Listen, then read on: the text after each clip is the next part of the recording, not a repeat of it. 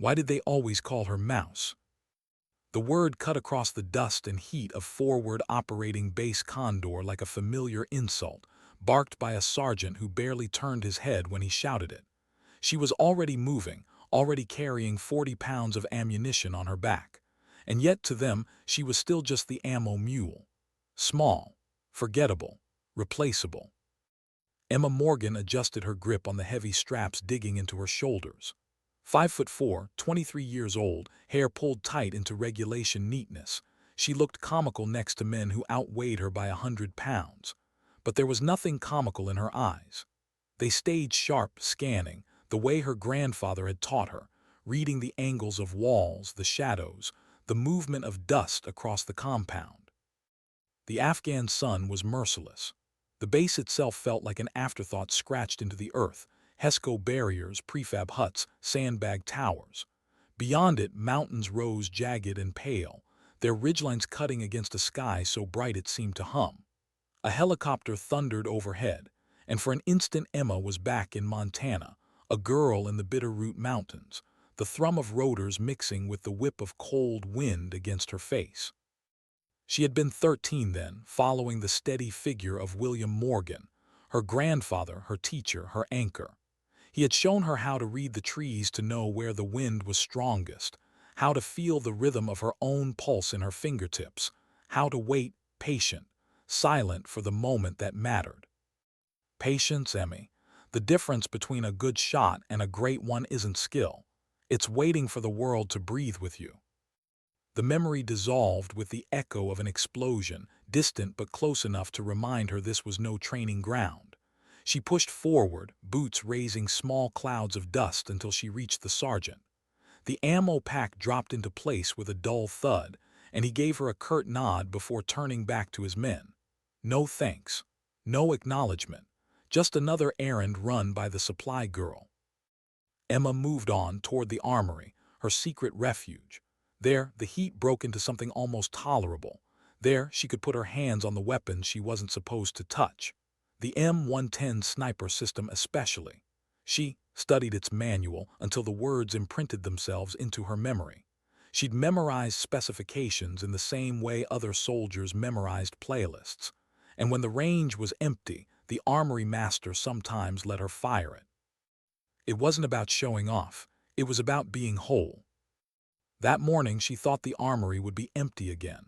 Instead, a tall figure stepped from the shadows, his silver hair cropped close, his spine still straight with decades of discipline. Captain Jack Reynolds. He wasn't in her chain of command, but nobody ignored him. Years of war had carved their map into his face, each crease a campaign most people would never know existed. Specialist Morgan. His voice carried gravel. A man who had spent too long barking orders, too long under foreign suns. Emma snapped to attention instinctively. Sir. I hear you've been spending time at the range during your off hours. Yes, sir, just trying to maintain proficiency. Reynolds studied her for a moment. Perfect score at 600 meters with an M4 isn't maintaining proficiency. That's something else. Heat rushed to Emma's cheeks. I enjoy shooting, sir, grew up with it. Montana, right?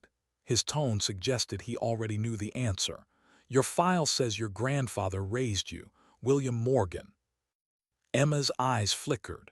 Most people only knew about William Morgan, the Marine sniper, the man who had survived Korea. Reynolds spoke his name with weight, as if it meant more. You knew him? She asked carefully.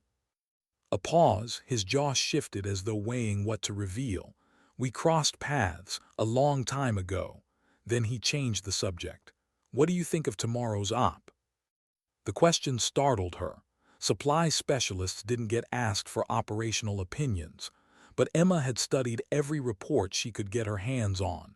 She knew the compound in question. She knew the terrain. With respect, sir, something doesn't add up. She kept her tone even. The informant has no prior history with our assets. The compound's placement allows multiple exits but gives us limited approach. And those ridgelines, she hesitated, they're perfect for an ambush. Reynolds's face remained unreadable, but something sharp lit in his eyes. Approval. recognition. Most of your superiors seem comfortable with the intel, he said. Emma squared her shoulders.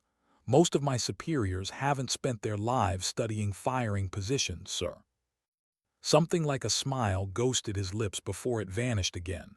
Your grandfather taught you well. He turned to leave, then stopped. Sometimes the most valuable skill isn't hitting a target, it's knowing which targets not to approach in the first place. His words echoed in her head for the rest of the day, even as she went through the dull rhythm of inventory. And that night, when the base fell into uneasy quiet, she reached for the small leather pouch hidden deep inside her gear. Her grandfather's final gift. The notebook inside was fragile, older than her. Its pages were filled with neat handwriting, calculations, sketches of angles and firing positions. He had given it to her on his deathbed 6 months earlier, his voice faint but urgent. There are things I never told you, Emmy, about my time with the agency. This journal, someday you might need it. She had opened it only after arriving in Afghanistan. What she found had unsettled her. Accounts of missions that didn't exist on any record, shots taken across impossible distances, references to something called Operation Red Storm. But one entry had burned itself into her memory. Berlin, October 1983. Target, Ivan Klov. Mission failed, he escaped. Saw my face, this will not end here. The ink ended there, jagged and rushed. A knock at her door jolted her. When she opened it, no one stood outside, just a sealed envelope with her name inside. Firing range 3, come alone. Sleep did not come easy. When she finally walked toward range 3 in the pre-dawn darkness, the eastern sky just beginning to pale, she was already braced for something she couldn't name. Reynolds was waiting. Beside him on a folding table rested the M110 rifle. You're right on time, he said without turning. You said 500, sir. At ease, his eyes finally met hers. Show me what you can do. Emma stepped forward, hands steady despite the thrum in her chest. She inspected the rifle with practiced care, chamber, magazine, scope adjustments. Then she dropped prone, lined up her first shot. The valley was silent but for her breath. She fired, then again, and again. Each round hit clean, center mass from 300 meters out to 900.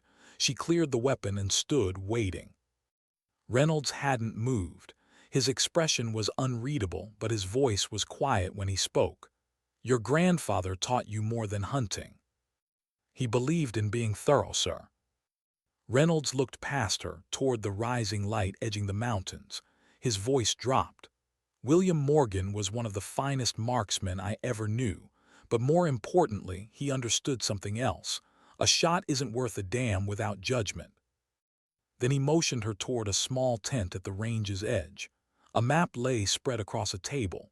Surveillance photos scattered over it. One, grainy and blurred, froze Emma in place.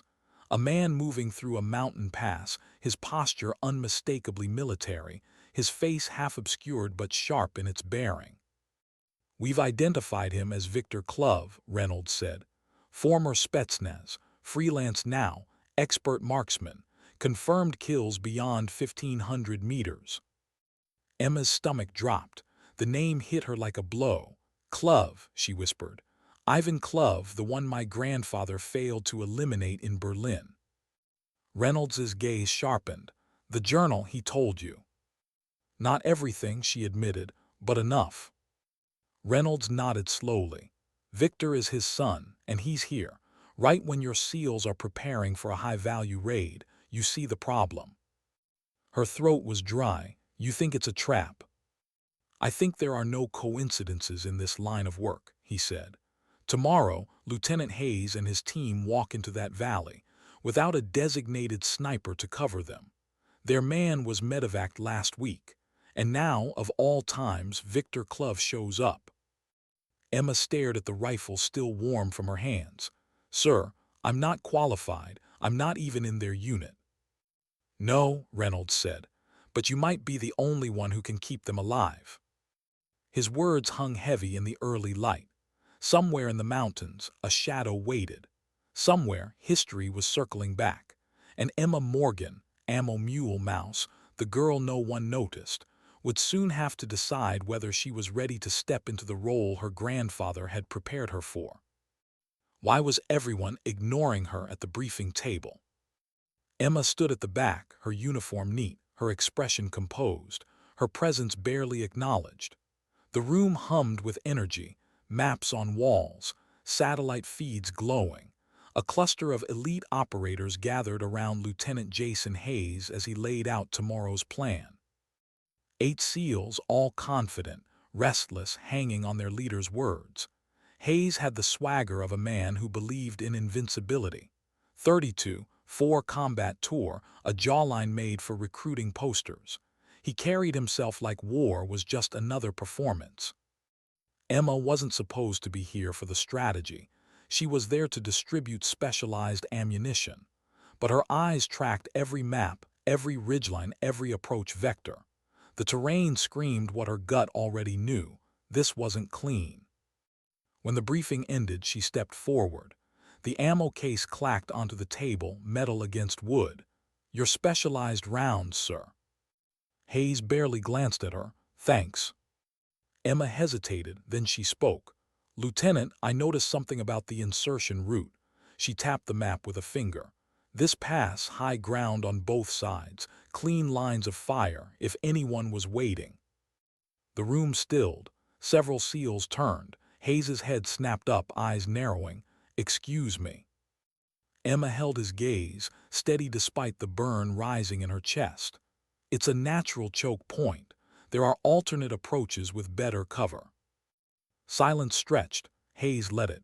Then he leaned back, arms folding across his chest. "You're the ammo carrier. Since when does logistics weigh in on SEAL operations?" She didn't flinch. "Just an observation, sir."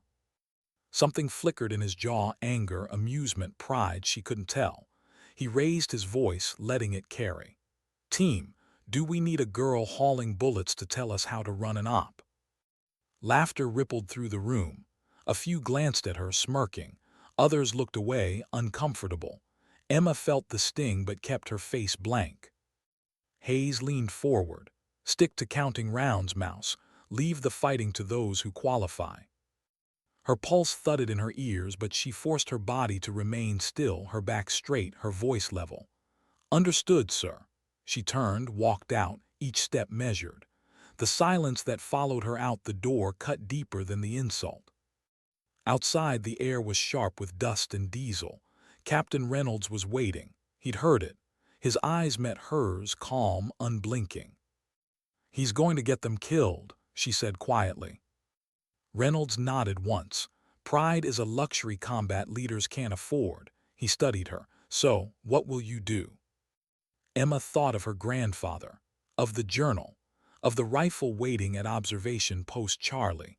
The decision formed not with words but with weight. "What I have to," she said. That night, unable to sleep, she sat in the base chapel, the notebook spread across her lap. She turned again to the entry she had read so many times before. Berlin, 1983. Her grandfather's failure. The boy. The escape. Ivan Klov's eyes locking with his before the shot was lost forever. Critical error. Hesitation. This will not end here. Emma closed the book, her heart heavy. Klov had been a hunter. Now his son was out there, hunting her, hunting the men who didn't even know they were prey. Before dawn, she and Reynolds slipped into a Humvee, gear strapped tight. The road to observation post Charlie wound rough through rock and shadow. Neither spoke until the mountains broke into pale light. Finally Reynolds said it. "I wasn't just your grandfather's colleague. Berlin that night, I was supposed to be his spotter." His voice was low, tight with regret. "I wasn't there. He was alone. He made the call no sniper should make alone. I've carried that failure 30 years. Emma stared at him, shocked by the confession. Reynolds's knuckles whitened on the wheel. "Victor Klov isn't just here for Americans. He's here for you, to finish what his father couldn't. That's why we don't get to sit this one out." By the time the Humvee climbed to the outcropping, the sky was streaked with fire. They found the rifle where Reynolds had said it would be, locked away, waiting. Emma's hands worked methodically, chamber checks, scope adjustments, rangefinder. Her grandfather's ghost guided her fingers. Reynolds set the spotting scope beside her. "You move just like him," he murmured. Through her scope, she caught the faint dust plume of vehicles winding into the valley. SEAL team moving exactly as planned, right into the jaws of the terrain. "They're on schedule," she whispered. Reynolds scanned the ridgeline, his voice hardened. Two-man sniper team north ridge, another east, professional, well hidden, wouldn't have spotted them if I wasn't looking. Emma's gut clenched. It's a trap. He reached for his radio. "Overwatch to Shark lead, be advised, multiple hostile shooters along your approach." Static, then Hayes's voice, sharp with irritation. "Who the hell is this? You're not authorized, clear the channel." "Lieutenant, listen to me. You're walking into—" The line went dead. Emma swore softly. He's not going to listen. Reynolds's jaw tightened. "Then we do this the hard way." He called the ranges, the wind, the elevations. Her scope swept across the north ridge. Two figures half camouflaged, rifles trained on Hayes's team. For a moment her breath caught. Not paper targets, not deer, men, human beings. If she squeezed, they wouldn't get back up. Her grandfather's voice came, quiet as wind through grass. "Breathe in, hold, squeeze between heartbeats." Emma steadied, her finger tightened, the rifle bucked. Through her scope she saw the first man jerk, collapse. His partner turned, scanning frantically. She was already adjusting, firing. Another fall, both down. Reynolds confirmed with calm finality. "Good shooting. East team's reacting, your move." The second ridge. Two shooters tucked behind rock, disciplined, patient. Harder shots. The SEALs below were already under fire, pinned in the valley, voices crackling urgent through comms. "Op Charlie, this is Shark lead. We've got men down, repeat 2 men down." Hayes's voice carried something new, fear. Emma lined up, exhaled, squeezed. One sniper dropped. The second held fast, refusing to expose himself. She thought fast, shifting aim, targeting a loose cluster of rock above his hide. The shot shattered stone, debris tumbling. Instinct betrayed him, he moved just enough. She fired. He tumbled lifeless down the slope. The valley stilled, for a moment. Then a bullet smacked stone inches from her head. Shards sprayed her cheek. Reynolds ducked. "He's on us, Klov." Emma rolled, shifting position. Her scope caught it. A distortion in the rock face, a ghillie suit blending with perfect patience. A shadow, a hunter. Her pulse thundered. Eyes on target, 900 meters. "Extreme range," Reynolds warned. "I can make it." The world narrowed to wind, angle, breath. Her finger tightened. The rifle barked. Through her scope she saw him twist, recoil. Not dead. Hit. He slid behind cover, gone in an instant, leaving only a smear of blood. "You got him," Reynolds said. "Shoulder, he'll live, but he knows you now." The valley below pulsed with chaos, SEALs dragging their wounded, helicopters inbound, dust spiraling into the morning. Emma's hands worked to clear her rifle, pack her gear. The adrenaline still surged, but beneath it came something heavier. She had fired in war. She had killed. She had saved. She had stepped across a line that could never be uncrossed. As they moved to withdraw, Reynolds's voice was quiet, almost reverent. "Mouse, today you stopped being the ammo mule. Today you became the hunter." She didn't answer. Her eyes stayed fixed on the ridgeline where Victor Klov had vanished. Somewhere in those mountains, a man was already planning his return. A game that had started before she was born had just drawn her name into it. Why was the room so quiet? Emma could feel every pair of eyes on her as she walked into the debriefing chamber with Captain Reynolds at her side. Lieutenant Hayes sat stiffly across the table, his jaw clenched, his uniform smeared with dirt and blood that wasn't his own. His men flanked him, their faces hollow with exhaustion. Two empty chairs sat against the wall, chairs that belonged to the wounded, now in medevac helicopters racing toward Bagram. Colonel Patricia Chen stood at the head of the table. At 48, she carried herself with the sharp gravity of someone who had survived more than her share of wars. Silver streaks lined her dark hair, her face carved by years of responsibility. She didn't raise her voice. She didn't need to. "Let's get one thing straight," Chen said. "What happened today was both a catastrophic intelligence failure and an unprecedented success. We walked into a trap, but thanks to actions outside the chain of command, we didn't lose an entire SEAL team." Her gaze slid to Emma. "Specialist Morgan, you directly disobeyed orders by taking a sniper position without authorization.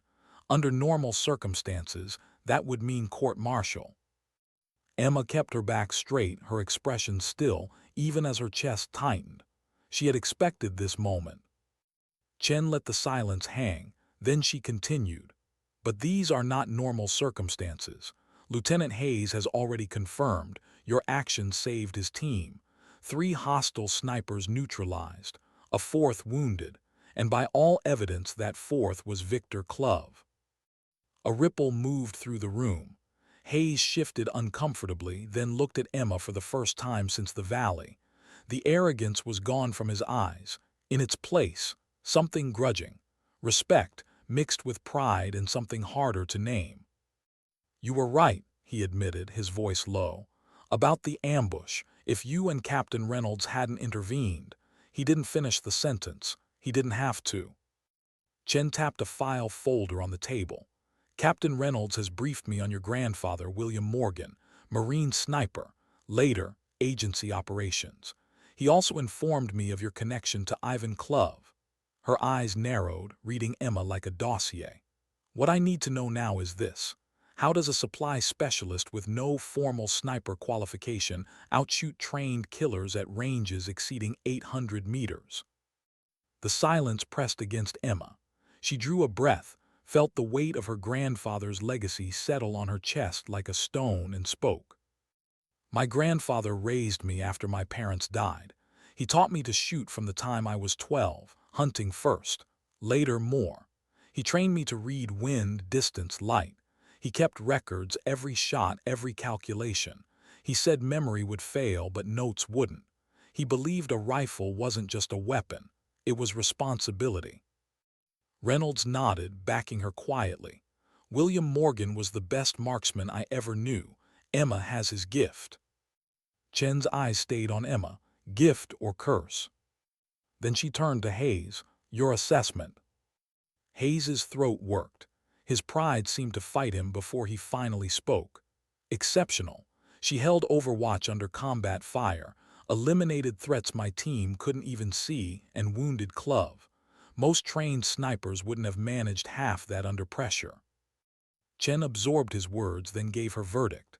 "Specialist Morgan, I'm temporarily reassigning you to Special Operations Support. You'll work under Captain Reynolds. Your new priority, track and neutralize Klov."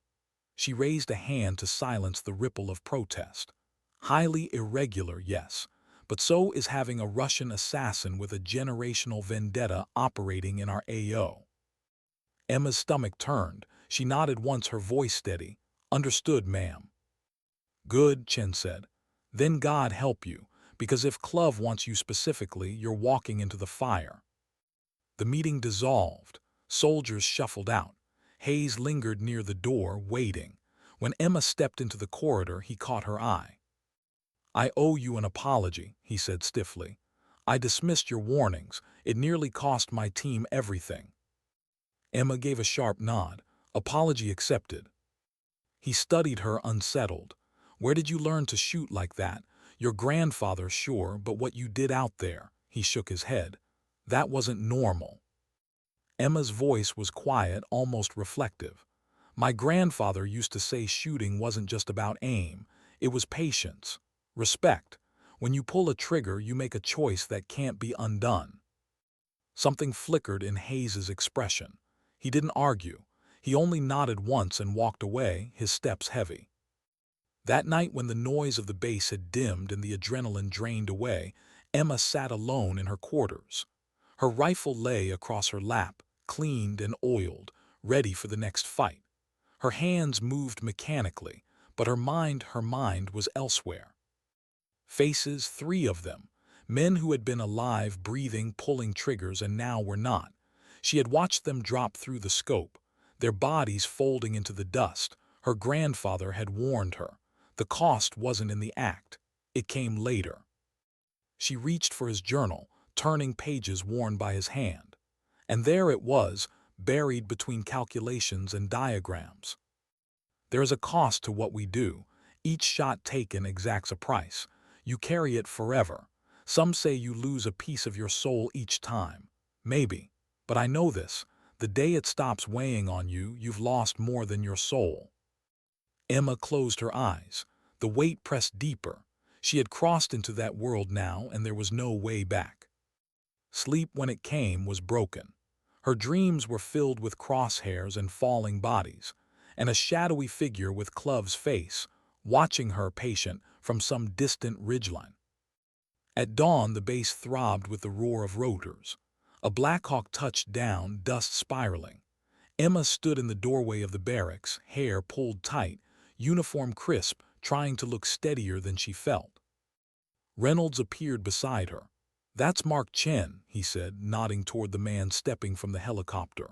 Salt and pepper hair, hard eyes, CIA, Patricia Chen's ex-husband. And Reynolds added, "One of the best Russian analysts we've ever had." Emma felt her chest tighten. The game was widening. An hour later, she sat in a secure room with Reynolds, Colonel Chen, Hayes, and the new arrival. Mark Chen spread a folder across the table. "Victor Klov," he began without preamble. His voice was clipped, precise. "Born Moscow, 1973, Spetsnaz, FSB, went dark in 2003, resurfaced as a contractor, terror groups, cartels, warlords, 17 confirmed kills at extreme range, longest 1640 meters in crosswinds." He tapped a grainy surveillance photo. "Until yesterday, no one had ever touched him. Now, Specialist Morgan, you've not only wounded him, you killed his brother." Emma's breath caught. "His brother?" Chen nodded grimly. "Alexei Klov, younger, spotter. You dropped him on the ridge." The room fell silent. Emma's stomach turned cold. "So now?" "Now it's personal," Mark Chen said. "Victor was already hunting you because of your grandfather. Now, you're a target he won't stop chasing." Reynolds leaned forward. "Which means we don't wait, we prepare her. Fort Benning, sniper school, accelerated." Emma blinked. "Sniper school." "You've got the talent," Reynolds said. "But Klov has decades of experience. To beat him, you'll need more than instinct. You'll need every ounce of discipline and training we can give you." Colonel Chen nodded. "You leave tomorrow, consider it done."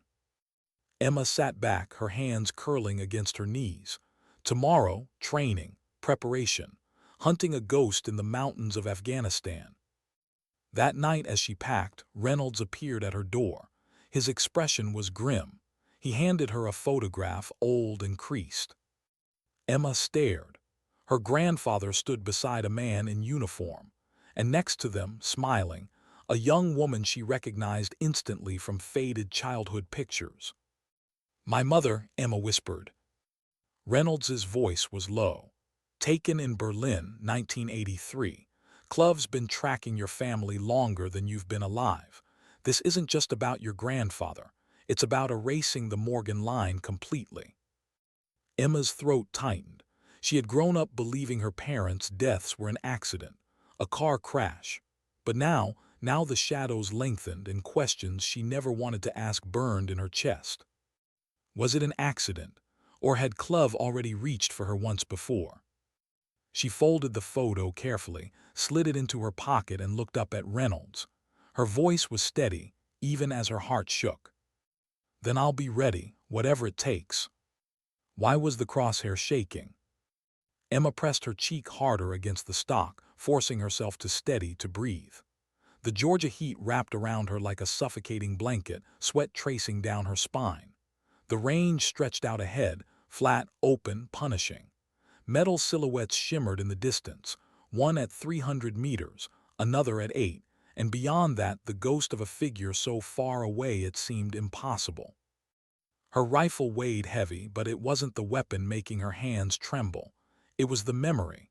3 faces falling in dust and stone, the echo of their collapse, the way the world had changed the moment she pulled the trigger for real. "Why's it shaking?" a voice barked behind her. Emma blinked, pulled back. Sergeant Wilson stood over her shoulder, arms crossed. Late 40s, skin leathered by sun, eyes sharp as razors. He'd been a sniper instructor longer than most students had been alive. Nothing slipped past him. Emma straightened. "Sorry, Sergeant." "Don't be sorry." His tone was flat, unforgiving. "Be honest, why's it shaking?" Emma hesitated, then quietly, "Because it's not just targets anymore." For the first time, Wilson's expression softened by a fraction. He crouched, his voice lower, private. "Good. Means you've still got a conscience. You start seeing people as just silhouettes, you're already dead inside. The trick isn't to stop feeling. It's to carry it and still take the shot." Emma swallowed, nodded, and lowered herself back to prone. She closed her eyes, breath deep, and when she opened them the world narrowed. Wind direction, humidity, distance. Her pulse slowed, the shaking stilled. Crack, the shot rang out. Metal pinged 800 meters away. Wilson's voice was calm. "Better again." Days bled into weeks. Bennying became a cycle of discipline, range work, stalking exercises, camouflage, navigation. The instructors pushed them mercilessly, making them crawl through mud for hours without being seen, forcing them to stalk within meters of trained observers. Emma's small frame became an advantage. She slipped where others stumbled, disappeared where others exposed themselves. But every night when the barracks dimmed and her classmates fell into exhausted sleep, Emma sat alone with her grandfather's journal. Her eyes traced the faded ink, her fingers brushed the pressed pages. Berlin, 1983. The failure. The name Klov burned into her mind like a wound that would never close. Sometimes she caught Wilson watching her, his gaze measuring, as if he knew there was more behind her silence. One afternoon, after a particularly grueling stalk exercise, he caught her as she cleaned her rifle. "You've got something driving you," he said. "Something heavier than just wanting to pass this course." Emma paused, cloth in hand. She met his eyes. "What makes you think that?" Wilson shrugged. "Seen enough shooters. The ones who just want to qualify, they don't carry themselves like you. You're not just here to learn, you're here to settle something." Emma's throat tightened. She wanted to deny it, but the words stuck. Finally she whispered, "There's someone out there, a sniper. He's already killed. He won't stop until he finishes what he started." Wilson studied her a long moment, then nodded. "Then you better make damn sure you're the better one." The next week the instructors pushed them into their longest shot yet. A mile, 1,600 meters. Emma lay prone, adjusting the scope, every movement measured. The air shimmered with heat. The target was a blur. "Wind at 5 knots, quartering," Wilson murmured over her shoulder. "Don't overthink it, trust the math, trust your breath." Emma exhaled, slow, deliberate. She felt her grandfather in the rhythm of her pulse, in the patience he drilled into her bones. The world stilled. She squeezed. Crack. A beat, then the faintest ping. Metal struck, target down. A ripple moved through the watching instructors. Wilson's lips twitched in the barest hint of a smile. "Well," he said, "guess you're ready." But Emma didn't smile, because even in that moment of triumph she felt it again, eyes on her. Not from the range, not from the instructors, from somewhere else. A memory that wasn't a memory. Klov watching, waiting. That night she dreamed of him. The ridgeline, the shimmer of his ghillie suit, the way he had vanished after her bullet found his shoulder. In her dream, he didn't vanish. He stepped forward, slow, deliberate, raising his rifle. His eyes met hers through the glass, and when he fired, she woke drenched in sweat, her heart hammering against her ribs. The next morning she found a note tucked beneath her bunk pillow. No one claimed to have seen who left it, just 4 words, written in neat Cyrillic. Ya vilija ute yebe ya. I see you. Emma's blood ran cold. She knew the handwriting. She had memorized it from surveillance photos, from dossiers. Victor Klov had reached her even here. Wilson noticed her pale face, the paper clenched in her hand. He read it, his jaw tightening. Security breach, he muttered. If he can get a message inside Fort Benning, he didn't finish. Emma felt the weight pressing harder than ever. This wasn't training anymore. This wasn't preparation. This was war, and the enemy was already inside the walls. When she told Reynolds later that evening, his face went stone hard. He's testing you, he said. Trying to get in your head before the real fight. Don't let him. Emma's voice was barely above a whisper. He already is. Reynolds stepped closer, his voice steady, grounding. Your grandfather once told me something back in Berlin. He said the worst enemy a sniper ever faces isn't the man on the other ridge. It's the echo of your own fear. Conquer that and you'll win. Emma held his gaze, her throat dry. She nodded, but deep down she knew the truth. Conquering fear was easier said than done. Her final test came 2 weeks later. A mock operation, students paired with spotters, tasked with covering a simulated SEAL team during an assault. Emma drew the hardest assignment: night overwatch, high wind, moving targets. Her spotter was a young corporal, nervous, inexperienced. He fumbled with his range calls, his voice cracking. Emma steadied him, her own voice calm, guiding, even as chaos unfolded in the valley below. Shots fired, targets moving. She adjusted, fired, shifted again. One after another, silhouettes dropped, clean, precise, controlled. When it was over, the evaluators said nothing at first. Then Wilson stepped forward. Outstanding, pass. The words carried weight: graduation, qualification, sniper. But as the class celebrated, laughter and relief echoing under the stars, Emma felt none of it. She stood apart, the paper still folded in her pocket, Klov's words burning like a brand. I see you. Even here in triumph, she couldn't escape the truth. She wasn't just learning to be a sniper. She was being hunted by one. And every day, every breath was only bringing her closer to the moment she would face him again. Why did the air feel different this time? Emma stepped off the C-17 transport and into the heat of Bagram with her rifle case slung over one shoulder. Dust rose with every boot step, the familiar sting in her lungs. But she wasn't the same supply specialist who had left months ago. She was Mouse anymore. She carried a sniper's qualification, a new weight and a new target on her back. Hayes was waiting at the edge of the tarmac. His posture was the same, confident, unyielding, but something had shifted in his eyes. The arrogance she remembered was tempered now, replaced by something quieter. Respect, maybe, or caution. Specialist Morgan, he said, using her name instead of the nickname. Welcome back. Emma met his gaze evenly. Lieutenant. For a long beat, neither spoke. Then Hayes nodded at the rifle case. Heard you graduated top of your class. Emma didn't answer. She wasn't here for small talk. The Humvee ride back to base was quiet, engines growling beneath them. Finally Hayes spoke. About before, what I said, I was wrong. He glanced at her, jaw tightening. You've earned your place. Emma studied the mountains in the distance, jagged against the sky. It's not about place, she said softly. It's about survival. The base hadn't changed. Hesco walls, watchtowers, the restless churn of soldiers moving from tent to tent. But to Emma, everything felt sharper, heavier.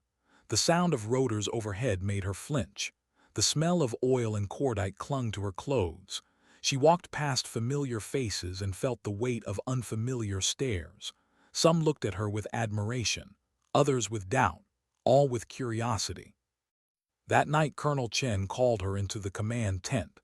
Reynolds was there too, standing stiffly at attention. Chen wasted no time. Intel confirms Klov is active again. Satellite picked up comms chatter in the Nuristan Valley. He's coordinating with a local militia, planning strikes against our patrol routes. She slid a grainy image across the table, a silhouette on a ridgeline, the shape of a rifle, the ghost of a man she knew too well. Emma's throat tightened. Chen's voice was steady. Hayes's team will be deployed on interdiction. You'll provide overwatch. Reynolds will act as your spotter. Morgan, this is no longer about training. This is real. Do you understand? Emma nodded once. Yes, ma'am. Chen's gaze softened just slightly. Don't underestimate him. Klov has been hunting longer than you've been alive. If you get sloppy for even a second, you won't walk away. Later, alone in her quarters, Emma opened her grandfather's journal. She read the Berlin entry again and again until the ink seemed to blur. She imagined William Morgan in that city, rifle steady, watching Ivan Klov through his scope and failing to take the shot. Her voice whispered into the silence, I won't fail. But the next morning, as the convoy wound through the valley roads, doubt gnawed at her. She sat high in the MRAP, rifle across her knees, Reynolds beside her calling grids. Hayes's voice carried over comms, calm, professional, but beneath it, Emma heard tension. The convoy halted at a ridge overlook. Emma and Reynolds dismounted, climbing to high ground with practiced efficiency. The mountains stretched endless, their slopes layered in shadow, perfect sniper country. Reynolds set the spotting scope, his voice low. We'll cover their advance from here. Watch for movement at the eastern ridge. Emma dropped prone, glass sweeping the landscape. For long minutes, nothing. Just the shimmer of heat, the occasional gust rattling scrub brush. Then movement, a glint of glass, her pulse jumped. Contact, she whispered. 11 o'clock, 900 meters. Reynolds confirmed. One shooter, not Klov. Her breath steadied, she squeezed, crack, the figure dropped. But before the echo faded, fire erupted from the opposite ridge. The convoy below was caught in a crossfire. Bullets stitched dirt and steel. Shouts crackled across the comms. Shark lead to Overwatch, we're pinned. Multiple shooters West Ridge. Emma swung, adjusting scope. 2 more snipers. She fired, struck one clean, the other ducked behind cover. Then she felt it, the same as before, not sight, not sound, presence. Her scope swept and froze. Victor Klov. Ghillie suit, rifle poised, glass trained directly on her. His eyes, cold, calculating, locked into hers across 1,000 meters of air. Time fractured. For a moment it wasn't Afghanistan. It was Berlin, 1983. Her grandfather's hand trembling, his target slipping away, the cycle repeating. Reynolds's voice snapped her back. He's on you, break position. Emma rolled as Klov's round punched stone inches from where her head had been. Shards cut her cheek. She bit back a cry, adrenaline flooding her veins. She crawled sideways, finding new cover, adjusting scope. She scanned, searching, but he was gone, vanished like mist. Below, Hayes's team was fighting to break free, dragging a wounded man behind cover. The convoy engines roared. RPG trails streaked smoke across the sky. Reynolds barked coordinates. Emma fired again, dropping another hostile, but her eyes kept flicking to the ridge, searching for the ghost. Her hands trembled despite herself, her breath caught. She could still feel his gaze, even unseen, watching, waiting. When the firefight finally broke, the militia retreating into the mountains, the convoy pulling back with 2 wounded, Emma stayed prone long after. Her finger still on the trigger, her scope still sweeping shadows that gave nothing back. Reynolds crouched beside her, his voice low. He's toying with you. Emma's throat was tight. I know. That night back at base, Hayes approached her in the dim glow of the mess hall. His arm was bandaged, his face lined with exhaustion. He set down a tray, sat across from her. You kept us alive again, he said quietly. Emma didn't look up. Not all of you. Hayes's jaw flexed. That's war. Her eyes finally lifted, sharp. No, that's failure. For a long beat silence. Then Hayes leaned forward, his voice dropping. "Klov not going to stop. You know that, don't you?" Emma nodded once. "Yes." "Then we'd better be ready." Later, lying in her bunk, Emma stared at the ceiling. The sounds of the base faded, the clank of boots, the murmur of voices, the distant hum of generators. She reached into her pocket, pulled out the folded note Klov had left for her back at Bennying. "I see you." Her fingers clenched around it, her whisper cut through the dark. "Then see this, Klov, I'm coming for you." But deep down, under the steel in her voice, something else lingered. Fear. Not of dying, not even of failing, but of becoming the very thing her grandfather had warned against. A hunter who lost sight of their own soul. Why was her hand trembling when no shot had been fired? Emma sat at her bunk in the dark, the rifle across her lap, bolt disassembled, cleaning cloth in her hand. She had cleaned the weapon 3 times already that night. Every stroke was precise, methodical, yet her fingers quivered, not from fatigue, from something deeper. Everywhere she looked, she saw his eyes, the cold calculation in Klov's glass, the moment she had him in her scope and couldn't finish it, the fact that he had let her see him, on purpose, a predator's game. Her grandfather's words whispered in her head, "Patience, Emmy. The world will show itself if you wait." But what if the world staring back was hungrier than you? A knock at the door startled her. She snapped the bolt back in place and slid the rifle under her cot before opening it. Hayes stood there, still in uniform, fatigue etched across his face. "You're awake," he said like it wasn't obvious. "So are you," she replied flatly. He hesitated before stepping inside. "Listen, Reynolds asked me to check on you." Emma's lips tightened. "Babysitting now, Lieutenant." Hayes ignored the jab. He leaned against the wall, folding his arms. "You've got the shakes. I've seen it before. After a first kill. After too many kills. Doesn't matter. Point is, you're carrying it alone." Emma bristled. "I don't need to be handled." Hayes studied her, his eyes softer than she expected. "I'm not handling you. I'm telling you I get it. Every operator gets it. The weight never leaves. You either make peace with it or it eats you alive." Emma looked away, jaw tight. She wanted to argue, to dismiss him, but the truth gnawed too close. Finally, she asked the question that had haunted her. "How do you live with it?" Hayes was quiet for a long moment. When he finally spoke, his voice was low. "You don't. You just keep moving. One mission at a time, because if you stop to feel it all at once, it'll bury you." Something flickered in Emma's chest, anger, sympathy, fear, she couldn't tell. She turned back to her rifle. "Then maybe I can't be like you." Hayes didn't answer. He just nodded, as if he'd expected that all along. The next day, Reynolds called them into the operations tent. The air was heavy with urgency.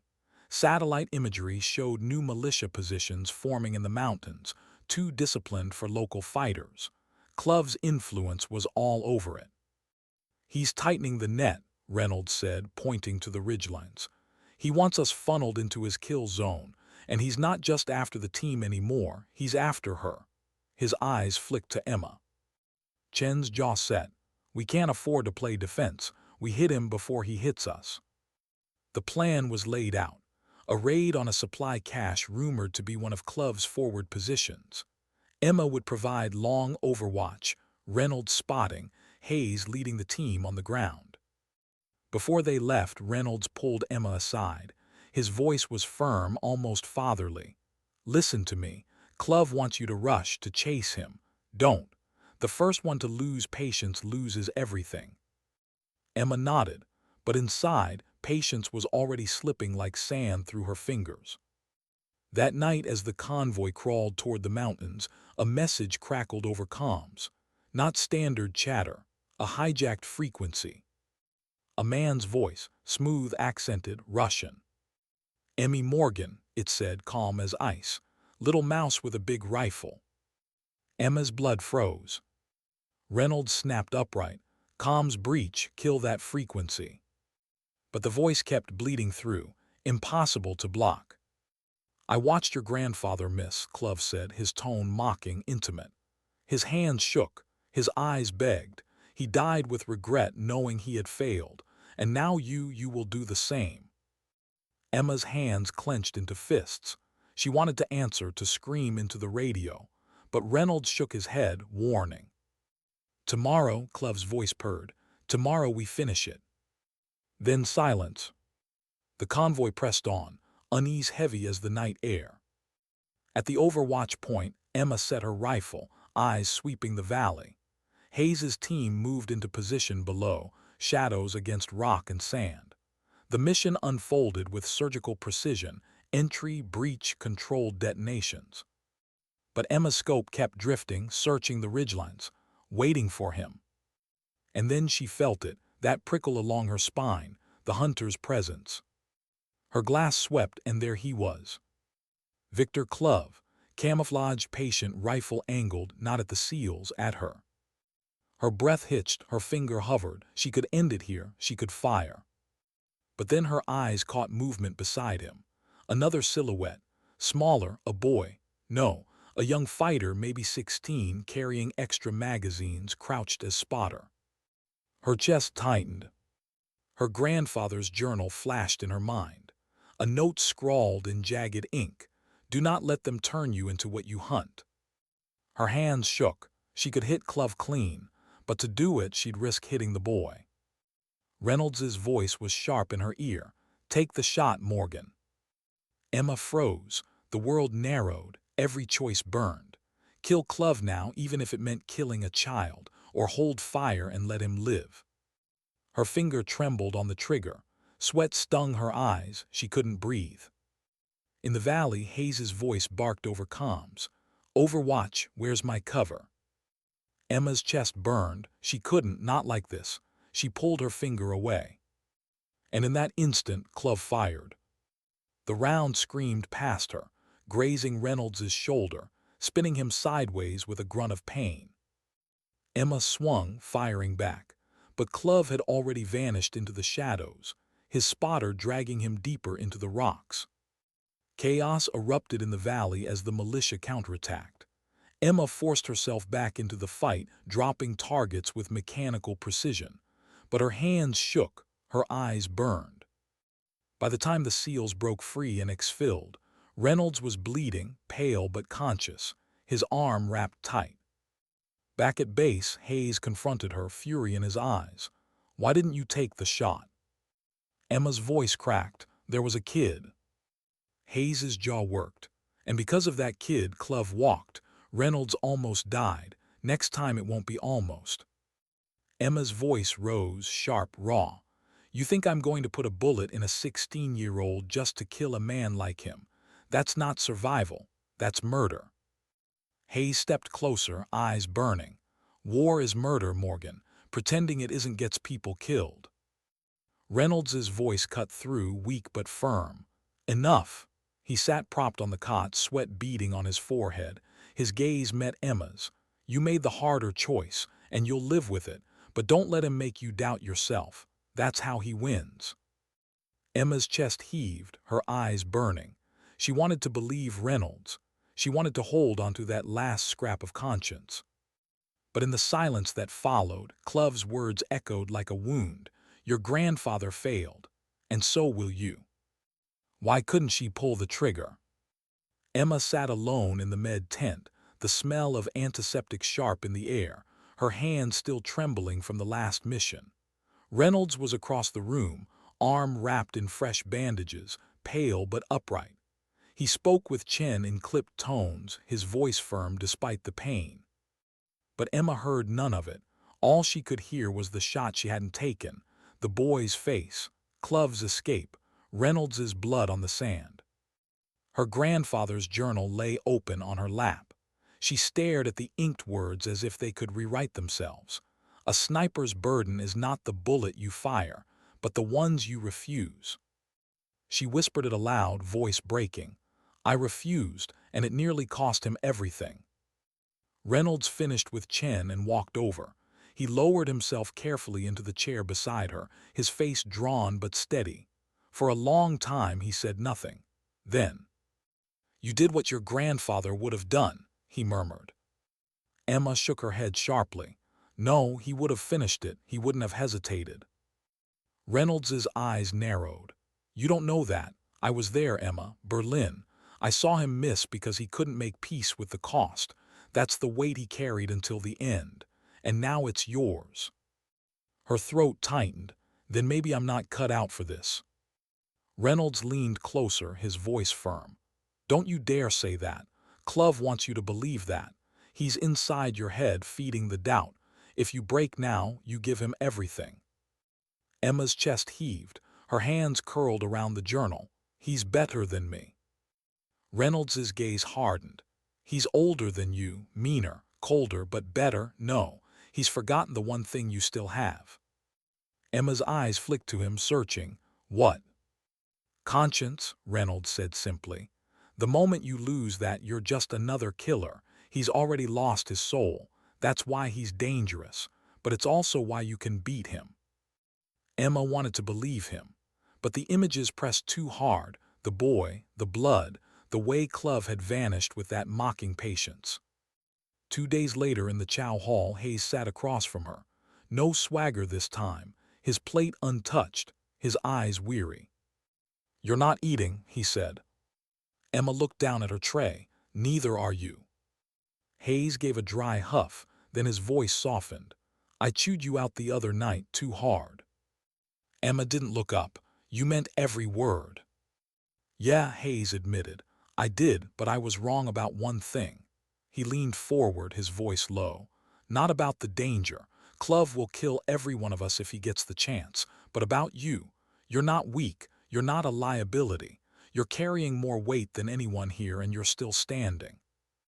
Emma's eyes lifted, surprised. Hayes wasn't mocking. He wasn't posturing. He was leveling with her. He went on. "You think you're broken because you hesitated, but you're not. You're human. And the day that doesn't matter to you, that's the day I stop trusting you." Emma swallowed hard, something loosening in her chest. "You trust me now." Hayes gave the faintest smile. "Let's just say I want you watching my back when Klov comes again." For the first time, Emma almost smiled. Almost. That night she walked to the perimeter alone, the desert stretching endless under a sky littered with stars. She carried her rifle, not because she expected contact, but because it grounded her. She set it on the wall and leaned into the night air. The silence pressed heavy, broken only by the distant hum of generators. And then she heard it. A faint whisper in the wind. "Morgan." Her body froze. She turned, scanning shadows. Nothing, just the desert breathing. But the voice lingered in her mind, familiar, taunting. "Klov." She closed her eyes, forcing her breath steady. If he was out there, watching, waiting, then this wasn't just about patience anymore. It was about ending the cycle. The next morning, Chen called them into the ops tent. New intel, satellite imagery, a suspected safe house deep in the mountains, fortified but isolated. Local sources confirmed foreign contractors moving supplies there, and one blurred still from a drone feed. Broad shoulders, rifle slung, the unmistakable profile of Victor Klov. "This is it," Chen said. "We strike before he relocates. Hayes' team on the ground, Morgan and Reynolds on overwatch." Her gaze locked on Emma. "This time you finish it." Emma's pulse quickened. The words sounded like an order and a warning all at once. That evening, as she packed her gear, Reynolds came to her quarters. His face was grave, his movements slower, his wound still stiff. "You ready?" he asked. Emma slid a magazine into her pouch. "No, but I don't think I ever will be." Reynolds studied her. "Good. Fear means you understand the stakes, just don't let it freeze you." Emma paused, then pulled his photograph from her pocket, the one of her grandfather, her mother, and Reynolds decades ago. She handed it back to him. "Why did you keep this?" she asked quietly. Reynolds looked at the photo for a long moment, his eyes distant. "Because that night in Berlin, when I wasn't there to back him, your grandfather forgave me, said someday I'd make it right. I've been waiting 30 years to do that, and now it's through you." Emma's throat ached. "What if I can't?" Reynolds's voice was steady. "Then you die trying, but I don't think that's your fate." Later, when the convoy rolled into the mountains under a moonless sky, Emma felt a strange calm settle over her. Not peace, not confidence, but resolve. The world had led her here, the shadow of her grandfather's failure, the weight of every shot she had taken and refused, the laughter, the doubt, the taunts, the fear. All of it pointed to this.